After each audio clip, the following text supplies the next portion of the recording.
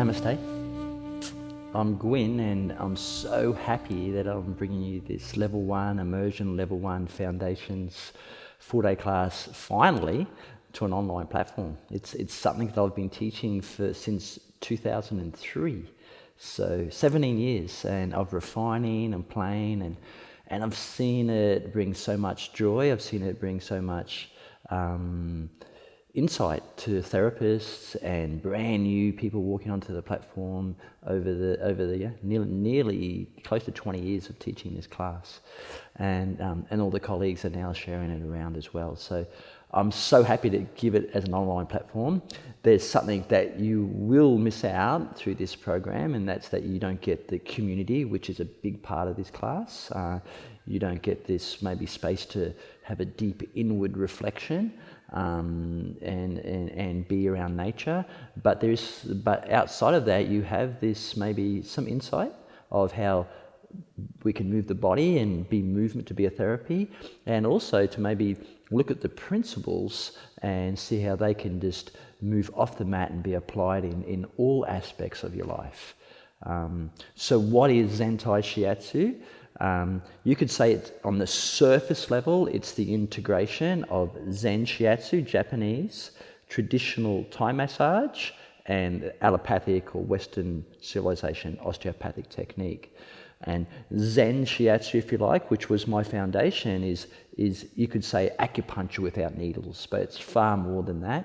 It was evolved from Masakanaga, who was a psychologist. So he has a lot of psychology in the way that the meridians move and energy moves through the body, pressure points, 5-element theories. Incredible poetry is Zen Shiatsu. And then traditional Thai massage, some people say it's like yoga stretching. Really, it's a sacred art. It's a sacred art of touch. It developed from monks, offering therapy to brother monks, cloud walkers that were traveling from monastery to monastery. These were nomadic monks moving into different teachers through the Himalaya that had sore legs and sore hips. So how could they support each other through this, these physical, if you like, issues that were coming up in their body? And this developed from them. And within that, obviously through this spiritual sangha, it was the practicing of the 4 aspects of true love: metta, loving kindness; mudita, joy; compassion, the outward expression of love; and upekkha, freedom. So we could say that there is a lot of, if you like, spirituality in traditional Thai massage at its roots, and we don't want to lose that. Both of these practices are energetic, heart-based practices, Zen Shiatsu and Thai massage, both on the floor, both happening from listening deep to what's showing up in the moment. And then osteopathic technique, and I thank my teachers of Arnaud Le Hermed and David Lut.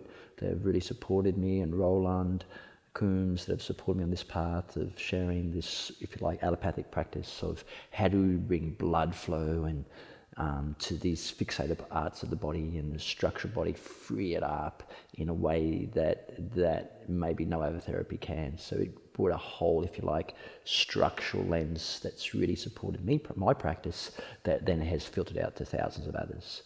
So thank you to all the teachers of Zen Shiatsu and Thai massage and osteopathic technique to me. I bow to that. But below the surface, which is what I'm more into, it's not so, I don't want to get caught up in superficial, is that not the what, but the how. The how do we touch? I can have an apple that is organic, it came from the best farm in Australia, but if I eat that apple running to work on the subway while I'm looking at my phone, forget about it. Its goodness is gone. So I don't care how good the technique or the gesture is, it's how is it delivered that's important. How do you offer your touch? The principles that show up in the following sequences of body relax, less is more contact the better, the perfect fit, being curious. These 5 principles I'll keep showing you and reminding you, and they are the players, they are the juicy things that make the touch, if you like, really rich and transformative. Without them, it's nothing. like any conversation, it's what you bring to the conversation, that moment, that makes that conversation that comes alive. So in this conversation, I ask you to bring 3 things to make it really become an alive, vibrant offering. The first thing is to bring your soft, listening hands, okay? Listen to what's the body here. Listen to what's in front of you. Thai massage was not made from books and texts and models or videos. It was made from listening. So don't put the sequence before the body. We need to learn the sequence to forget the sequence. So yes, I'm showing you some chords here, but ultimately you want to throw the book out and let this be the one that's leading the conversation. Your soft listening hands. That's where we need to be listening from moment to moment to moment to moment. If you move into judgment, if you move into what comes next, if you come into self-doubt about yourself or comparison, all of a sudden you're throwing out the soft listening hands. Number 1, keep the hands like just there in the moment and listening to what's going on. We are broadcasting so much more than you realize. Likewise, we are sensing a lot more than we actually realize. The second thing that I like to remind you from my beautiful spiritual teacher behind me, Yogananda, is to invite the capacity of will, your indomitable will. We've got to have the will to serve. Humans are here to serve. We just simply forget that. Water comes here to basically, fuel this land. That's why ocean's here. Trees are here to offer oxygen to the land, Flowers are here to radiate colour. So we have things are here for reasons. Humans are here to serve. So you've got to remind yourself that we are Hanuman energy. We're here to offer and help each other. When we can do that, in whatever form, it doesn't have to be in body work. It could be in making a beautiful movie for people like me. It could be making coffee that's really, with your heart in it. But remind yourself that this will to really serve, and it's an offering to help people, and something really passionate and beautiful will move through you. So ignite that will. Don't be here because you're trying to get something out of it. It's just this honourable joy. It's an unconditional joy when you're in the practice of service.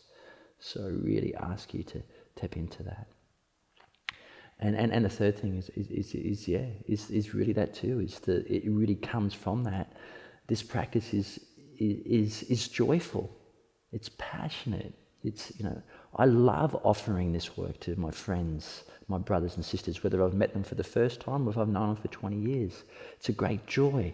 So, be playful, be curious, smile a lot in your practice. Don't take it too serious, Be listening to all the little beautiful ways. The whole story's made up anyway. So be joyful in your practice. Make it a joyful dance, and then the heart becomes alive. It's really beautiful. So if you put those 3 things together, if you put that, that joyful practice, this will to serve and listening, the present moment just happens. The present moment. Your attention is in the present moment, and that's the only time, that's the only place that we're going to be free. Right now.